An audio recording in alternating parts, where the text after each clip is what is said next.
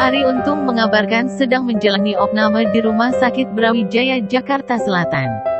Ia menyebutkan, sudah 5 hari dirawat di rumah sakit bersama dengan sang istri.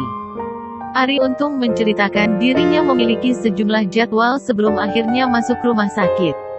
Berikut postingan lengkapnya. Sakit BEDUAAN 5 hari terakhir ikhtiar jangan pada sakit ya guys. Klo darurat har penanganan RS tapi mes takut dan pandemi. Diungkapkan oleh Venita, suaminya itu sedang sakit DBD. Berikut postingan Arie pada Kamis tanggal 25 Maret tahun 2021.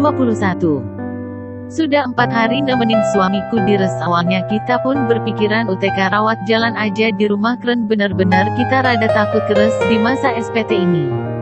TP keren keadaan Mas Arie 4 hari yang lalu bener-bener lemes banget jet, mau gak mau kita cari res yang TDK menangani COVID.